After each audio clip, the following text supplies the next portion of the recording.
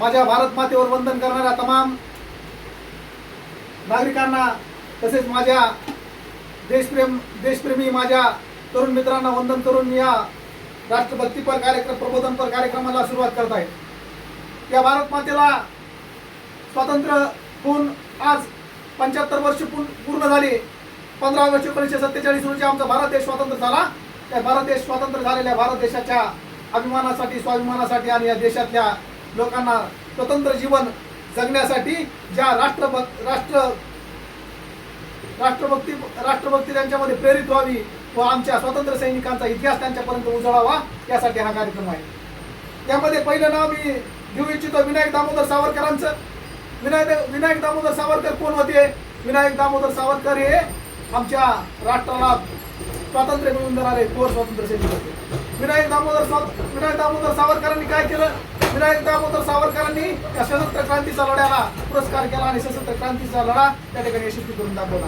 त्या भारत मातेला स्वतंत्र करण्यासाठी विदेशातून बंदुका आमच्या देशामध्ये पाठवल्या आणि आमचा देश स्वतंत्र व्हावा यासाठी प्रयत्न केले। त्या विदा सावरकरांना आम्हाला मी त्या ठिकाणी द्वार वंदन करतो आणि या भारत देशाच्या त्या स्वातंत्र्य सैनिकाला मी त्या ठिकाणी नमन करतो। मित्र, या स्वातंत्र्य सैनिकांनी अनेक हाला अपेष्टा कष्ट करून या ठिकाणी आमचा देश स्वतंत्र केला आहे। त्या देशाच्या स्वातंत्र्यासाठी त्यांनी अनेक योगदान दिलेले आहेत। मित्र, सावरकरांना त्या ठिकाणी तेलाच्या घाण्याला बांधायचे, चापकानं मारायचे आणि त्या ठिकाणी त्यांच्याकडून अनेक हाल अपेष्टा त्या ठिकाणी झेलावा लागत होत्या। अशा हाल अपेष्टा झेलून देखील विदा सावरकरांनी आमच्या देश स्वतंत्र होण्यासाठी आमचा प्रयत्न केले आणि या देशाला स्वातंत्र्य मिळवून देण्यासाठी त्यांनी प्रयत्न करून आमचा भारत देश स्वतंत्र केला। त्या स्वतंत्र भारतात तुम्ही आम्ही राहतो त्याचा आम्हाला अभिमान वाटला पाहिजे।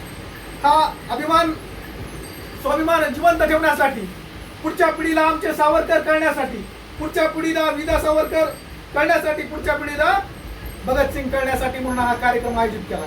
मित्रो, आमच्या पिढीला कळलं पाहिजे विदा सावरकर कोण होते, त्याचबरोबर आमच्या पिढीला कळलं पाहिजे भगतसिंग कोण होते हे कळलं पाहिजे म्हणून हा कार्यक्रम आयोजित केला। मित्रो, भगतसिंगांनी काय केलं? भैरव को सुनाने के लिए तंबाखू की जरूरत होती असं सांगितलं आणि हा ब्रिटिश संसदेमध्ये त्या ठिकाणी बॉम्ब फेकले। ब्रिटिश संसदेमध्ये बॉम्ब फेकून या ब्रिटिश संसदेला जागा करण्याचं काम जर कोणी केलं असेल तर ते भगतसिंगांनी केलं आणि भगतसिंगाच्या माध्यमातून त्या ठिकाणी या ब्रिटिश सत्तेला हलवून टाकण्याचं काम या भगतसिंगांनी केलं होतं। इन्किलाब जिंदाबाद, इन्किलाब जिंदाबादचे नारे त्यांनी दिले आणि या देशाला स्वातंत्र्य करण्याचं काम भगतसिंगांच्या माध्यमातून करले। वयाच्या 23व्या वर्षी त्या माणसानं भगतसिंगाला त्या ठिकाणी फाशीवर लटकवण्यात आलं आणि त्या देशासाठी शहीद झाले। हा देशाचा शहीद झालेला जवानांचा इतिहास आपल्याला कधीही विसरता कामा नये। आम्ही तो कधी विसरू शकणार नाही, त्याची आठवण आम्हाला जागृत राहिली पाहिजे। त्याचबरोबर सुभाषचंद्र बोस असतील, सुभाषचंद्र बोस यांनी काय केलं? सुभाषचंद्र बोस यांनी आझाद हिंद सेनेची स्थापना केली आणि आझाद हिंद सेनेच्या स्थापनेच्या माध्यमातून आमच्या देशाला स्वातंत्र्य मिळवून देण्याचं काम केलं। मित्रो, या जगाच्या पाठीवर एक राजा हिटलर सारखे माणसं होती, त्या हिटलर सारख्या माणसाला देखील भेटण्याचं काम जर कोणी केलं असेल तर सुभाषचंद्र बोस सारख्या माणसाने केलं। मित्रो, अशा देशाच्या थोर स्वातंत्र्य सैनिकाचा इतिहास आम्हाला लक्षात राहायला पाहिजे, आमच्या पिढीला कळला पाहिजे आणि मग म्हणून या पिढीला कळण्यासाठी म्हणून आमचा देशप्रेम जागा राहण्यासाठी म्हणून आम्हाला या ठिकाणी हा कार्यक्रम घ्यावा लागतो। एकदा नारा द्या, भारत माता की वंदे मातरम। मित्रो, या ठिकाणी आपले दुसरे स्वातंत्र्य सैनिक होते, ते स्वातंत्र्य सैनिक म्हणजे लोकमान्य टिळक। लोकमान्य टिळकांनी काय केलं माहिती का? लोकमान्य टिळकांनी काय केलं? लोकमान्य टिळकांनी स्वदेशीचा नारा दिला। आमच्या देशाला स्वातंत्र्य होण्यासाठी आमच्या स्वतंत्र भारतातल्या वस्तू स्वदेशी राहाव्यात, आमचा देश स्वतंत्र व्हावा, आमच्या देशातल्या व्यापाऱ्यांना, आमच्या देशातल्या जे काही शेतकरी आहे या शेतकऱ्यांच्या मालाला इथेच भाव भेटावा म्हणून स्वदेशीचा पुरस्कार करून आमच्या देशाच्या हितामध्ये गणेश उत्सव सुरू केला, अश्वजयंती सुरू केली आणि आमच्या देशाला स्वातंत्र्य सैनिक या ठिकाणी जी स्वातंत्र्याची पिढी घडविण्याचं काम जर कोणी केलं असेल तर त्या ठिकाणी लोकमान्य टिळकांच्या माध्यमातून झालं। लोकमान्य टिळकांनी काय केलं? गणेश उत्सव साजरे केले। या गणेश उत्सवाच्या माध्यमातून लोक संघटित केले आणि या संघटित लोकांची ताकद या ठिकाणी आमच्या भारताच्या स्वातंत्र्यासाठी वापरली।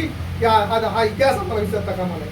मित्रो, अशाच थोर इतिहासाच्या परंपरेतील आपल्या देशातील आणि आपल्या गावातील जे सुपुत्र आहेत कैलासवासी सटवाजी दादाजी गिरे पाटील यांच्यासारख्या माणसांना या देशाच्या स्वातंत्र्यासाठी, या महाराष्ट्राच्या स्वातंत्र्यासाठी, मराठवाडा मुक्ती संग्रामासाठी काम केलेला आहे. हा देखील इतिहास आपण या ठिकाणी विसरता कामा नये.